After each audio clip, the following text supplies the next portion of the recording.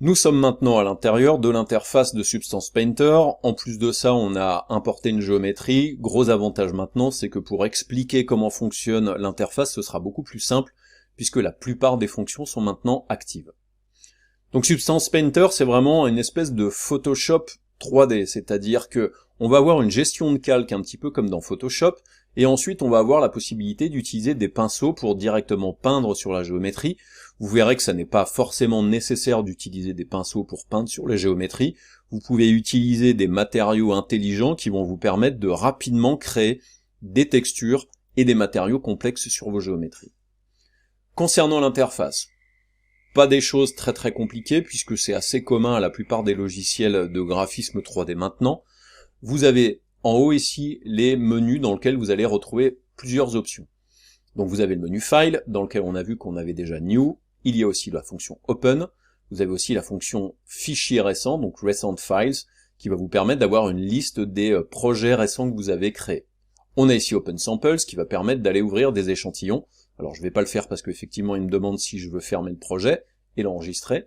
On peut choisir d'avoir d'autres samples, donc je peux cliquer sur cette option-là et ça va me permettre d'aller sur Substance Share dans lequel je peux aller chercher d'autres géométries. Ensuite, on a fermer, sauvegarder, sauvegarder et compacter, sauvegarder comme une copie, sauvegarder comme un template, ou alors clean pour nettoyer un petit peu. On peut même importer des ressources, on peut importer des maillages, et on peut exporter nos textures. Donc ça, c'est vraiment la phase finale une fois qu'on a fini de peindre sur notre géométrie. Et on a ensuite quitter. Ensuite, des options d'édition dans lesquelles on a Undo, donc le fameux CTRL-Z, et Redo, CTRL-Y. On a ici des configurations de projet. Si je viens cliquer sur cette option-là, ça va me permettre par exemple de changer de géométrie.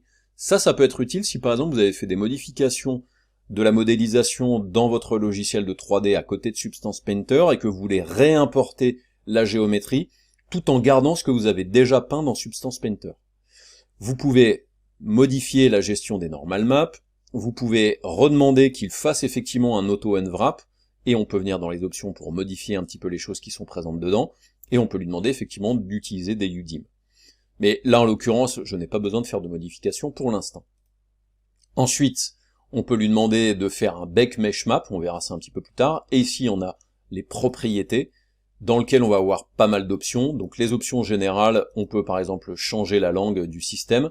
Là en l'occurrence, ne cherchez pas le français, il n'y a que l'anglais, le japonais et le chinois.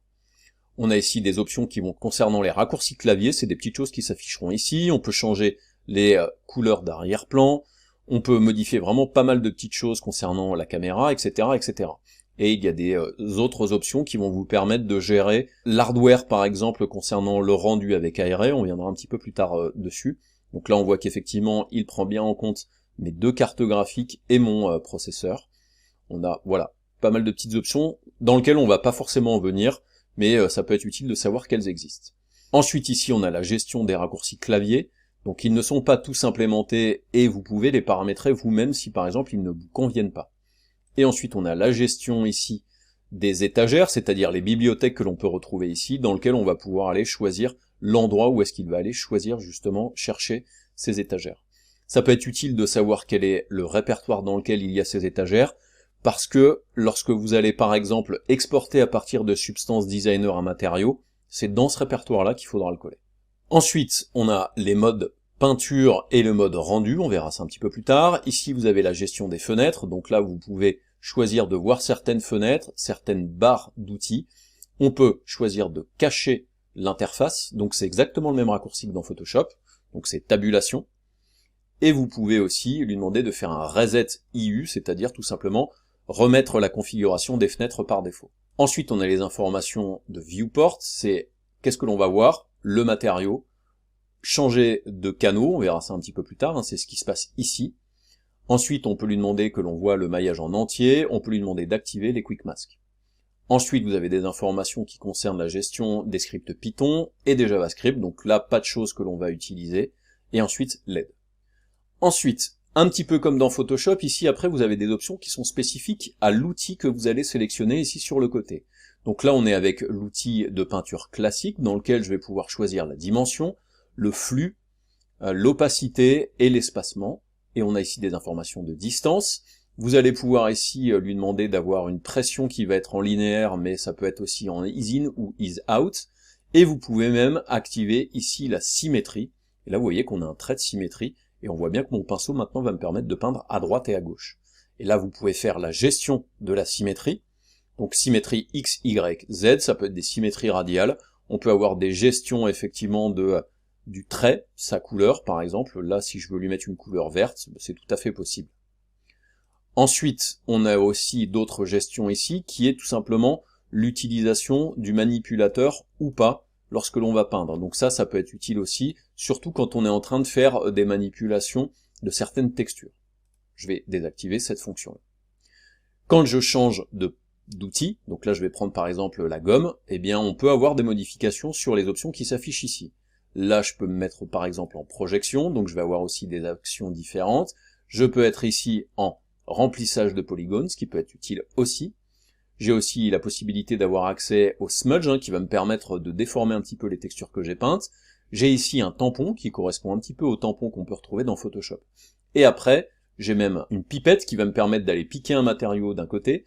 Et après, j'ai des liens vers Substance Share, l'envoi des informations vers Photoshop, et ici, lui demander en fait de recalculer un petit peu les ressources qui sont spécifiques au projet. Donc on va rester sur l'outil de peinture classique. Ensuite, vous avez ici une fenêtre 3D et ici une fenêtre 2D.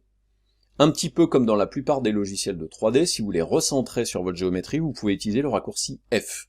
Et ce sera pareil ici dans la fenêtre 2D, si je viens cliquer ici dans la fenêtre 2D et que j'appuie sur F, ça me permet de recentrer ma texture dans la fenêtre.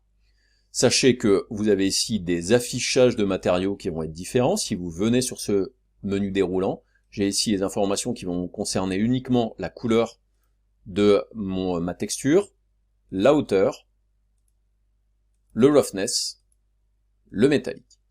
Tout à l'heure, on a vu qu'il y avait possibilité d'utiliser la fonction Display Next Channel, c'est-à-dire que quand je vais appuyer sur C, regardez, je vais passer effectivement d'un affichage à un autre, et il le fait des deux côtés, il le fait sur la vue 3D, il le fait sur la vue 2D.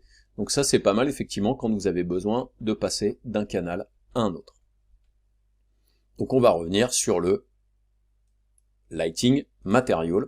Donc concernant le raccourci, c'est effectivement le raccourci M. Donc là on fait C, et si j'appuie sur M, on revient en matériaux. Là vous voyez que j'ai fait un petit coup de pinceau directement dessus, d'ailleurs effectivement je peux continuer.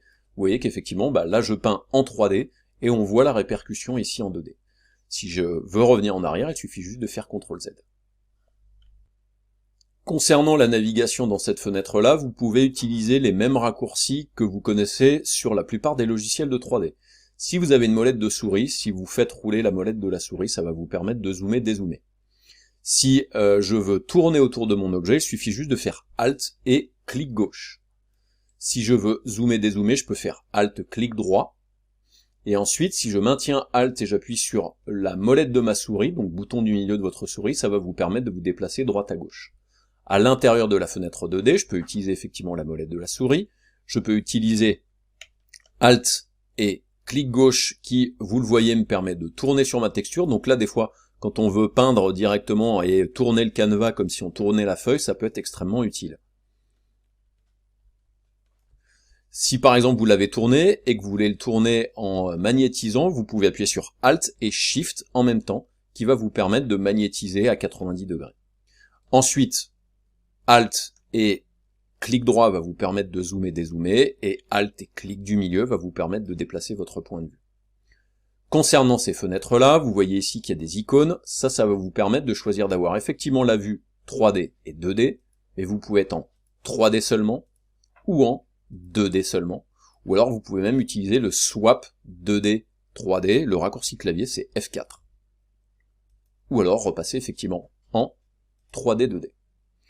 Ensuite ici vous avez la gestion de votre fenêtre de perspective, là on est en perspective mais vous pouvez être aussi en vue orthographique. Pour la création de certaines textures, c'est pratique de passer justement sur ces deux modes. Ensuite ici on a le type de rotation de la caméra, donc caméra libre ou caméra contrainte. Moi je suis plutôt effectivement fan de la caméra contrainte. Et ensuite ici vous avez la possibilité de passer sur le rendu avec iRay, qui est donc un moteur progressif qui va vous permettre de faire des rendus un petit peu plus convaincants que ce que vous avez dans la fenêtre. Donc il suffira juste de cliquer là-dessus. Et là, du coup, vous passez effectivement en rendu aéré. Donc là, vous voyez que j'ai des menus qui sont un petit peu vastes. Donc là, effectivement, c'est le rendu que l'on pourrait appeler définitif et qui peut vous permettre de rendre des images quand même assez convaincantes à l'intérieur du logiciel. Si vous voulez sortir de ce mode-là, il suffit juste de cliquer à nouveau sur l'appareil photo et on sort du mode.